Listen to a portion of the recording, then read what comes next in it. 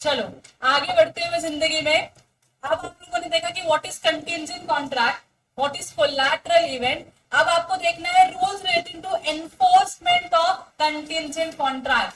मतलब आपका contingent contract कब एनफोर्सेबल होगा, ये आपको उसके कुछ रूल्स लिखे हुए जो आपको पढ़ने हैं। ठीक है, और एग्जाम में जब क्वेश्चन आता है ना तो बहुत बार स्ट्रेट फॉरवर्ड क्वेश्चन पूछते हैं कि what are the rules relating to the enforcement of a contingent contract. 5 से 6 मार्क का क्वेश्चन आता है, पॉकेट में जाने वाला मार्क्स है ये, इजीली आप इसको स्कोर कर सकते हो। तो ध्यान से पढ़ना, खाली मैक्सिमम 5 सेक्शन दिए हैं। सेक्शन 32 से लेके सेक्शन नंबर 36 में रूल्स लिखे गए हैं कि how can you enforce the contingent contract. ठीक है, हो मेरे साथ सब लोग?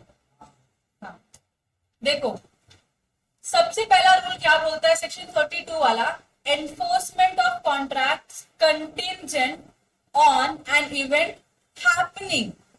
मतलब कुछ इवेंट हुआ तो मेरा जो कंटिंजेंट कॉन्ट्रैक्ट है वो एनफोर्स होगा। ठीक है, तो मैंने क्या बोला, अगर घर में आग लगी तो इंश्योरेंस कंपनी मुझको क्या देगी, पैसे देगी, बराबर की नहीं। तो आग लगना इज द कोलैटरल इवेंट। आग लग गया तो क्या कंपनी को पैसे देने पड़ेंगे मुझको? हाँ बोलो। हाँ, तो अभी मैंने क्या बोला, ऑन एन इवेंट हैपनिंग ना, इवेंट का होना। मैंने बोला इवेंट होगा तो कॉन्ट्रैक्ट एनफोर्सेबल होगा। इवेंट हो गया तो क्या कॉन्ट्रैक्ट एनफोर्सेबल है? फिर सुनो मैंने क्या बोला, अगर ये इवेंट हो गया तो कॉन्ट्रैक्ट एनफोर्सेबल है, और वो इवेंट हो गया तो क्या कॉन्ट्रैक्ट को एनफोर्स करना पड़ेगा? मैंने बोला अगर आग लगी तो आपको पैसे मिलेंगे, अगर था, अब रियलिटी में आग लग गई, अब पैसे देने पड़ेंगे क्या? यस। तो अगर मैंने बोला कि कोई इवेंट है जो कोलैटरल है, जो अनसर्टन है, अगर वो इवेंट हुआ तो कॉन्ट्रैक्ट मेरा एनफोर्सेबल होगा। तो अगर वो इवेंट हो गया तो क्या कॉन्ट्रैक्ट को एनफोर्स करना पड़ेगा, कॉन्ट्रैक्ट को परफॉर्म करना पड़ेगा? यस ना? अरे क्यों भूल रहे हो कुछ लोग? मैं हिंदी में लिख के बताता, तुमको लिखना पड़ेगा। अगर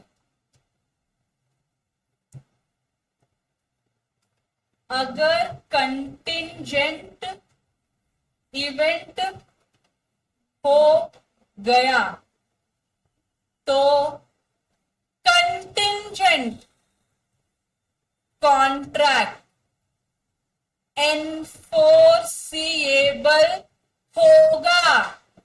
मतलब आपको कॉन्ट्रैक्ट परफॉर्म करना पड़ेगा।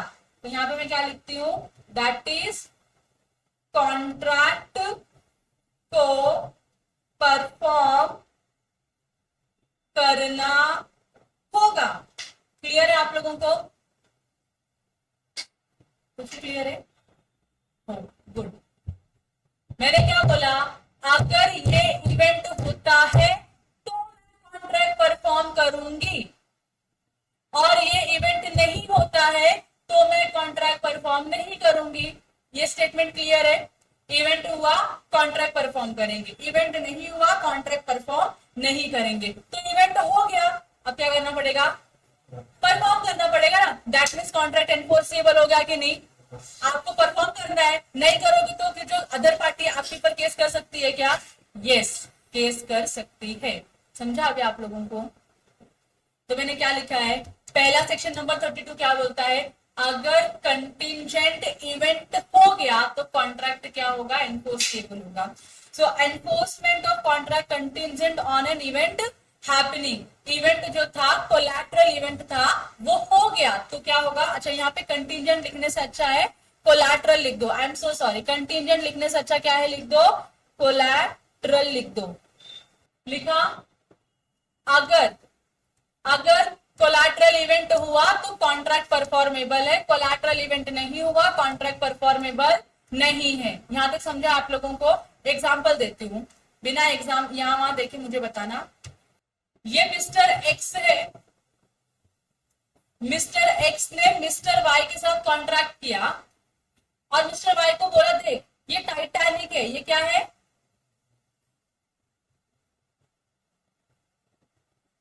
पता है टाइटैनिक क्या होती है?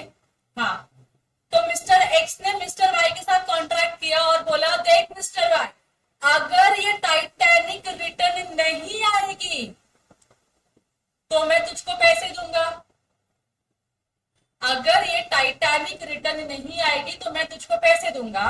और टाइटैनिक रिटर्न नहीं आई, टाइटैनिक रास्ते में डूब गई। अब बताओ क्या मिस्टर एक्स को मिस्टर वाई को पैसे देने पड़ेंगे? मैंने क्या बोला था, ध्यान से सुना आप लोगों ने? मैंने क्या बोला? टाइटैनिक रिटर्न नहीं आएगा और टाइटैनिक रिटर्न नहीं आया, और मैंने बोला था अगर टाइटैनिक रिटर्न नहीं आएगा तो मैं आपको पैसे दूंगी। और टाइटैनिक रास्ते में डूब गया, मतलब सिंक हुआ शिप और शिप डूब गया अंदर। अब टाइटैनिक बाहर आ सकता है क्या? एक बार जो शिप डूब गई बाहर आ सकती है क्या? नहीं आ सकती ना, मतलब वो आएगा क्या? नहीं आएगा। तो मैंने क्या बोला, नहीं आएगा तो पैसे दूंगा, नहीं आया ना पैसे देने पड़ेंगे। यस, ये कॉन्ट्रैक्ट क्या है? एनफोर्सिएबल है। कब एनफोर्सिएबल? जब टाइटैनिक क्या होता है? डूब जाता है। जब टाइटैनिक डूब जाएगा तो मेरा कॉन्ट्रैक्ट क्या हो जाएगा? एनफोर्सिएबल। मतलब मिस्टर एक्स को पैसे देने पड़ेंगे। किसको? मिस्टर वाई को। समझा आप लोगों को? अगर मैं बोलती ऐसा, अच्छा मैंने आपको एग्जांपल अगले वाले सेक्शन का दे दिया क्योंकि वो नॉट हैपनिंग वाला था। अगर मैं आपको बोल रही हूं कि टाइटैनिक आएगा, जैसे वो मूवी में मेरे करण अर्जुन आएंगे, वो आंटी बोलती थी, वैसे मैं बोलूं टाइटैनिक आएगा, टाइटैनिक आएगा, मैं बोल रही हूं और सच में टाइटैनिक आ गया और मैंने बोला अगर टाइटैनिक आएगा तो मैं तुझको 1 लाख रुपया दूंगी। टाइटैनिक आ गया, अब मुझको देना पड़ेगा क्या 1 लाख रुपया? मैंने क्या बोला? कुछ इवेंट होगा, मैंने ये बोला ना कुछ इवेंट होगा तो मैं आपको पैसे दूंगी। इवेंट हो गया, अब क्या मुझे पैसे देने पड़ेंगे? yes, मतलब कॉन्ट्रैक्ट एनफोर्सिएबल है कब? जब वो इवेंट हो जाता है तब। समझा आप लोगों को? मैंने बोला जब आपके घर में आग लगेगी तब मैं पैसे दूंगी आपको। लग गई ना आपके घर में आग, अब पैसे देने पड़ेंगे मुझको। आग नहीं लगती तो नहीं देना था, आग लग गई ना, अब मुझको पैसे देने पड़ेंगे। अब इसका एग्जाम्पल सुनो। देखो पहले एग्जाम्पल सुनने के पहले प्रोविजन पढ़ लो।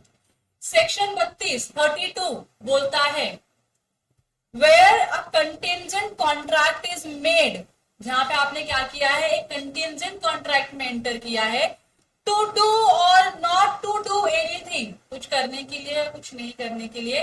If an uncertain future event happens, अगर वो अनसर्टन जो फ्यूचर इवेंट है वो होता है तो आप कुछ करोगे या कुछ नहीं करोगे, ऐसा वाला आपने कॉन्ट्रैक्ट किया है।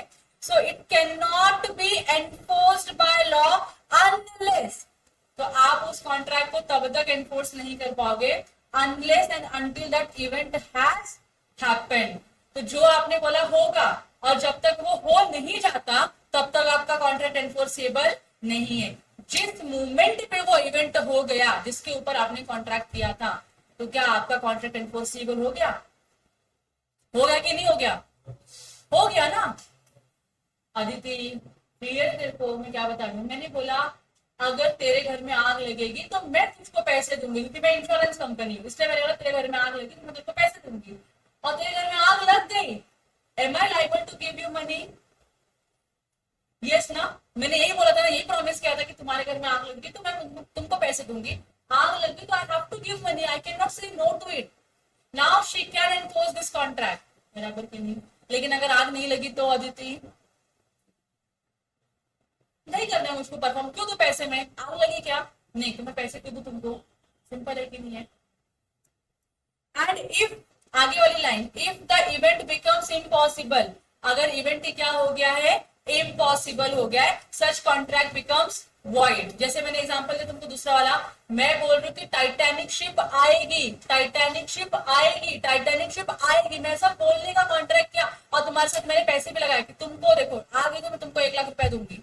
मैंने ऐसा बोला कि शिप आ गई तो मैं तुमको 1 लाख रुपया दूंगी, और टाइटैनिक शिप डूब गई, या तो थंडर वंडर आया कुछ तो वहां पे ओशन में और वो कहीं तो गुम गई, टूट गई, कुछ भी हो गया जिससे अब उसको ट्रैक नहीं कर पा रहे हो शिप किधर है, मतलब अब ये इम्पॉसिबल हो गया उस शिप का आना।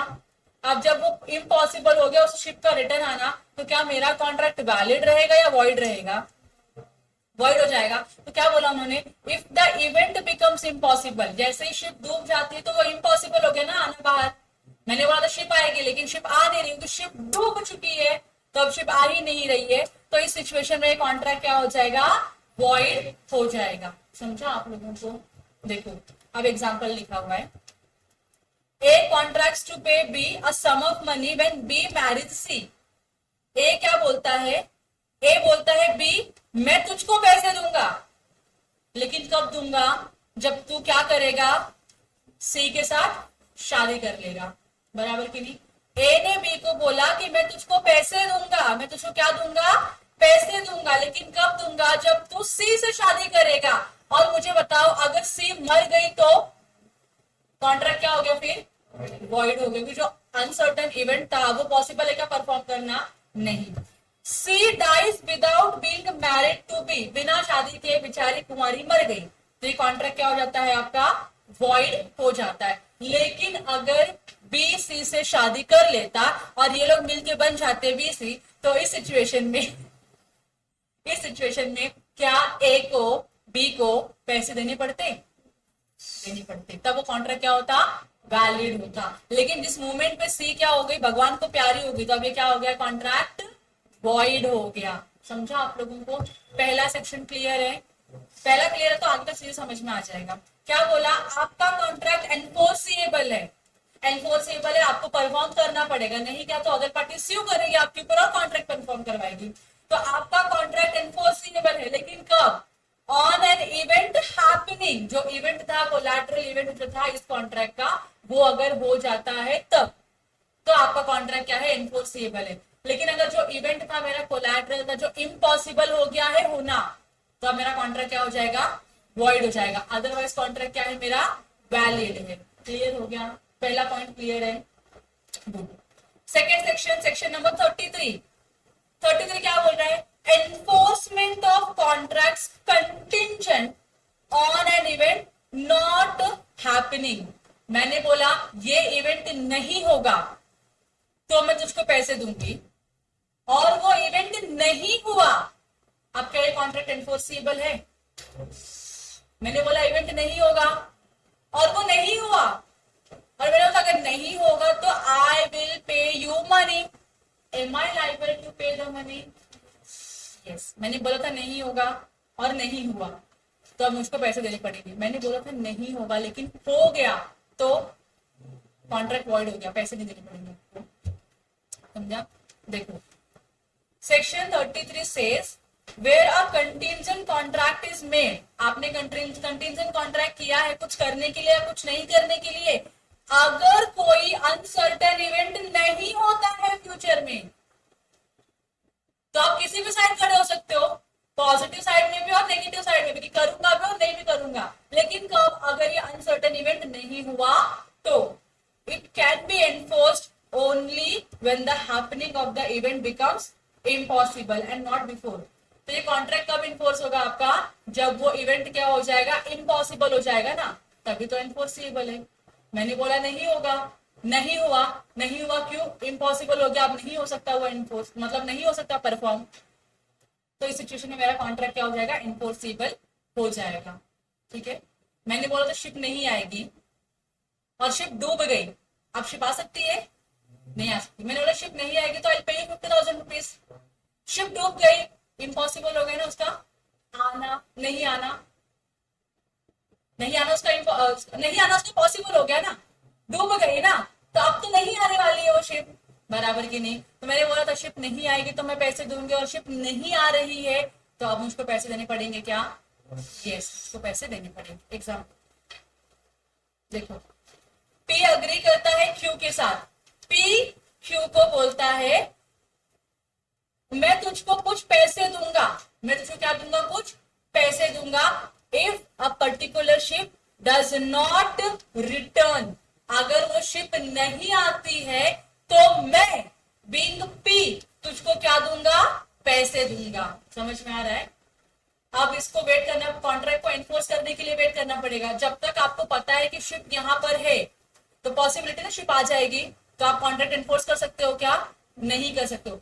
जैसे आपको खबर आई टाइटैनिक डूब गई, अब तो खुश है ना, पैसे मिलने वाले तुमको।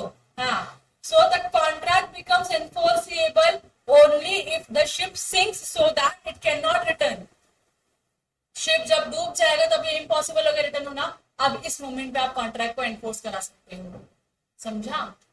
दो चीजें समझी? सेक्शन 33, सेक्शन 32, दो ही सेक्शन पढ़े हम लोगों ने, 32, 33।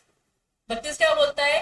कॉन्ट्रैक्ट एनफोर्सेबल होगा कब? कुछ इवेंट के होने पर, और वो इवेंट हो गया तो कॉन्ट्रैक्ट को आपको एनफोर्स करना पड़ेगा। अगर वो इवेंट इम्पॉसिबल होगा परफॉर्म करने के लिए तो कॉन्ट्रैक्ट क्या हो जाएगा? वॉइड हो जाएगा। बराबर की नहीं? सेक्शन 33 क्या बोलता है? अगर ये इवेंट नहीं होगा तो कॉन्ट्रैक्ट एनफोर्सेबल है आपका, और वो इवेंट नहीं होता है क्योंकि वो इम्पॉसिबल हो गया है होने के लिए, तो नहीं होने वाला है।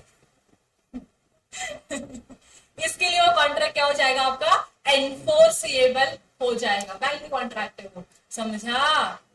हाँ, वेरी गुड। तो आपको टाइटैनिक ही याद रखना है पूरे 33 से लेकर 38 तक में। टाइटैनिक याद रखोगे तो तुमको चीजें याद रहेगी। क्लियर?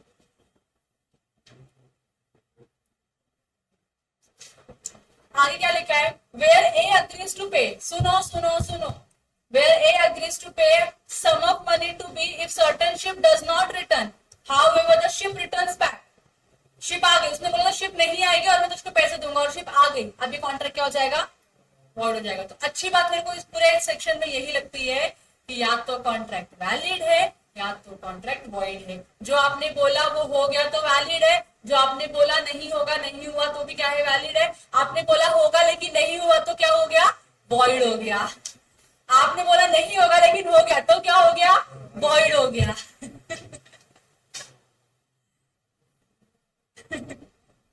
समझ रहा है कि नहीं समझ रहा है? समझा कि नहीं समझा? आगे सेक्शन नंबर 34, ध्यान से सुनने वाला सेक्शन है। सेक्शन नंबर 34, दो तो बच गए वैसे, लेकिन मैं चाहती हूँ कि मैं ये दोनों सेक्शन कवर कर ही लूं। मतलब ये वाले सेक्शन तो खत्म कर लूं, 10-15 मिनट लगेगा और क्या है ना। देखो 34 क्या बोल रहा है? A contract would cease to be enforceable. Cease to be enforceable मतलब आप इसको एनफोर्स कर सकते हो कि नहीं एनफोर्स कर सकते हो? कॉन्ट्रैक्ट आपका cease to be enforceable है, क्या आप उसको एनफोर्स कर सकते हो? नहीं। मतलब क्या बोल रही है? कॉन्ट्रैक्ट cease का मतलब क्या होता है? स्टॉप, अभी एनफोर्सेबल नहीं हो सकता। अब contract would cease to be enforceable if, कब होगा ये? इट इज कंटिंजेंट, कंटिंजेंट है upon the conduct of the living person. जो लिविंग पर्सन है वो किस तरीके से कंडक्ट करता है या एक्टिविटी करता है, उसके कंडक्ट के उसके कंडक्ट के ऊपर डिपेंड करता है कि कॉन्ट्रैक्ट क्या है, एनफोर्सेबल है या नहीं। When that living person does something to make the event or conduct as impossible of happening. मतलब हमने बोला कि ये लिविंग पर्सन कुछ करेगा तो मेरा कॉन्ट्रैक्ट क्या हो जाएगा? एनफोर्सेबल। जैसे हमने बोला था कि ए बोलता है बी को कि तू सी से शादी कर ले तो मैं तेरे को क्या दूंगा? पैसे दूंगा। बराबर की नहीं? तो अगर सी किसी और से शादी कर ली तो कॉन्ट्रैक्ट एनफोर्सेबल है कि नहीं है? नहीं है ना। कॉन्ट्रैक्ट क्या होगा? Cease to be enforceable. किसके ऊपर डिपेंड हुआ ये? थर्ड, एक जो लिविंग पर्सन है उसके कंडक्ट के ऊपर डिपेंड कर। हमने बोला ना ये कॉन्ट्रैक्ट अभी क्या हो गया है? अनएनफोर्सेबल हो गया है। देखो अब क्या बोल रहा है? If a contract is contingent upon as to how a person will act on an unspecified time. मतलब ये किसके ऊपर अनसर्टन है कि कोई पर्टिकुलर पर्सन जो है किसी पर्टिकुलर इवेंट में किस तरीके से एक्ट करता है, उसके एक्शन पे मेरा कॉन्ट्रैक्ट होना या कॉन्ट्रैक्ट नहीं होना, कॉन्ट्रैक्ट का इन्फोर्सिबल होना या कॉन्ट्रैक्ट का इन्फोर्सिबल नहीं होना डिपेंड करता है। The event shall be considered to have become impossible. वो इवेंट को हम क्या मान लेंगे? वो इम्पॉसिबल हो गया है। When such person does anything which renders it impossible. मतलब आप ऐसा कुछ करते हो जिससे ये समझ में आता है कि अभी इम्पॉसिबल हो गया काम होना, अभी इवेंट होना क्या हो गया है? इम्पॉसिबल हो गया है। that he should so act within any definite time or otherwise under further contingencies. किसी भी टाइम में आप कर सकते हो. डेफिनेट टाइम मतलब एक पर्टिकुलर टाइम होना चाहिए आपके पास. अगर उस पर्टिकुलर टाइम पीरियड में, रीजनेबल टाइम पीरियड में अगर आपको एक्ट करते हो जिससे ये समझ में आता है कि अभी कॉन्ट्रैक्ट, ये इवेंट क्या है, इम्पॉसिबल हो गया है होने के लिए, ये इवेंट का होना ही क्या हो चुका है, इम्पॉसिबल हो चुका है, तो कॉन्ट्रैक्ट क्या हो सकता है आपका, वॉइड हो सकता है. यहाँ पे क्लियर है. अब एग्जाम्पल तो समझो. ए अग्री करता है बी के साथ. ए अग्री क्या कर सकते, ए किसके साथ अग्री करता है, बी के साथ. क्या अग्री कर रहा है, to pay a sum of money if B marriage C. वही अपना ऊपर वाला एग्जांपल, ए बी को बोलता है बी तू सी से शादी कर ले, मैं तेरे को क्या दूंगा, पैसे दूंगा, बराबर की नहीं. लेकिन सी ने क्या किया, डी से शादी कर लिया. अब सी का ये एक्ट जो है कुछ इस तरीके का है कि अब हम इस कॉन्ट्रैक्ट को एनफोर्स नहीं कर सकते क्योंकि कॉन्ट्रैक्ट इम्पॉसिबल हो गया परफॉर्म होना. क्योंकि सी डी से भी शादी कर ले, सी बी से भी शादी कर ले, पॉसिबल ही नहीं है. जिस मूवमेंट पे सी ने डी से शादी कर लिया उस मूवमेंट पे ये कॉन्ट्रैक्ट, ये इवेंट जो था वो इवेंट क्या हो गया, इम्पॉसिबल टू परफॉर्म हो गया. और इसने क्या बोला, अगर तू शादी करा तो पैसे दूंगा. अब ये क्या हो चुका है, इम्पॉसिबल हो गया शादी करना. तो अब ये जो कॉन्ट्रैक्ट है ये क्या होगा, वैलिड की void. Very good. This act of C has rendered the event of B marrying C as impossible. बराबर की नहीं. It is though possible, लेकिन पॉसिबिलिटी है, पॉसिबिलिटी है कि B की C से शादी हो जाए, लेकिन कब होगी आप मुझे बताओ. जब C क्या करेगी, D से डिवोर्स ले लेगी, तो पॉसिबिलिटी अराइज होती है, अदरवाइज पॉसिबिलिटी अराइज नहीं होती है. So if there is a divorce between C and D, divorce है तो कॉन्ट्रैक्ट क्या हो जाएगा आपका, फिर वैलिड हो जाएगा. Otherwise this contract is, the contract will remain void. पढ़ लो, समझ गया ना आप लोगों को. सिंपल है कि नहीं है. लिविंग पर्सन के कंडक्ट के ऊपर डिपेंड था कि अगर ये लिविंग पर्सन कुछ एक्टिविटी करता है, कुछ एक्शन करता है, तो ये कॉन्ट्रैक्ट पॉसिबल टू परफॉर्म भी हो सकता है और वॉइड भी हो सकता है. उसने कुछ रिवर्स वाला काम कर दिया जिससे कॉन्ट्रैक्ट क्या हो गया, परफॉर्म करना इम्पॉसिबल हो गया, तो कॉन्ट्रैक्ट वॉइड हो जाएगा और नॉन एनफोर्सेबल हो जाएगा. लेकिन अगर उसने बी ने सी से शादी कर ली होती तो कॉन्ट्रैक्ट क्या था, एनफोर्सेबल था, और बी को क्या मिल जाते, बहुत सारे पैसे मिल जाते. किससे मिल जाते, ए से, क्योंकि कॉन्ट्रैक्ट क्या हो जाता, वैलिड है, एनफोर्सेबल. क्लियर छे, simple.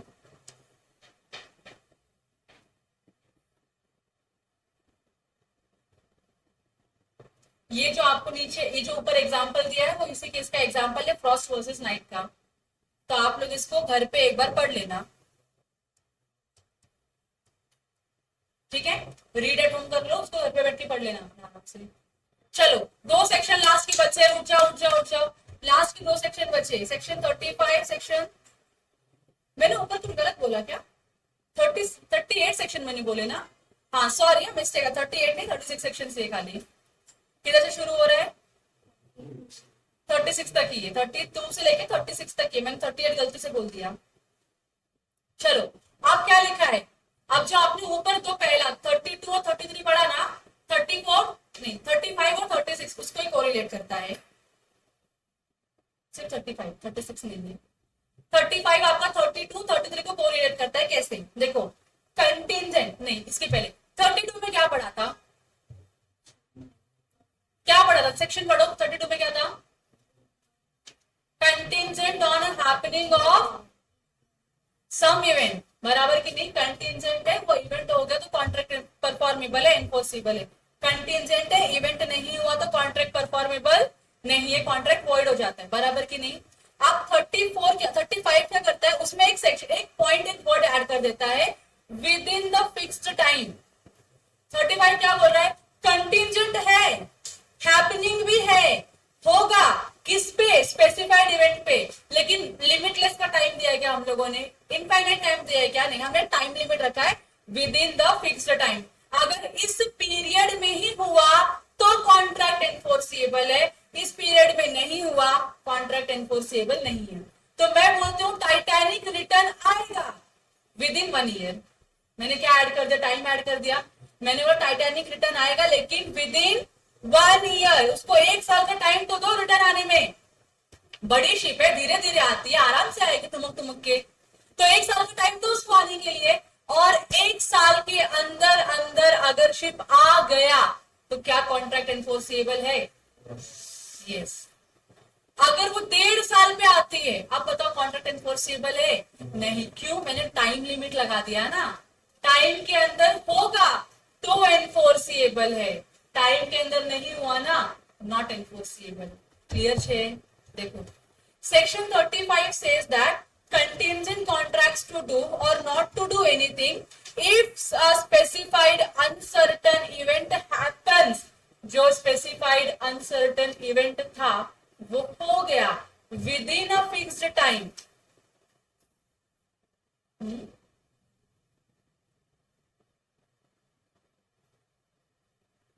becomes void if at the expiration of the fixed time। मैं डर गई इसको देख के, मैंने क्या बता दिया। तो क्या बोल रहे हैं वो? void हो जाएगा अगर फिक्स्ड टाइम एक्सपायर हो गया तो मैंने बोला 31 दिसंबर 2024 को टाइटैनिक आएगा और 31 दिसंबर चला गया, जनवरी के 3 तारीख आ गई लेकिन टाइटैनिक दिख नहीं रहा है मुझको कहीं भी। कॉन्ट्रैक्ट मेरा क्या हो गया? वॉइड हो गया। कब? जैसे ही मेरा टाइम पीरियड क्या हो गया? एक्सपायर हो गया, वैसे ही कॉन्ट्रैक्ट क्या हो गया? मेरा वॉइड हो गया। समझ रहे हैं आप लोगों को? void if at the expiration of time fixed such event has not happened or if before the time fixed such event becomes impossible।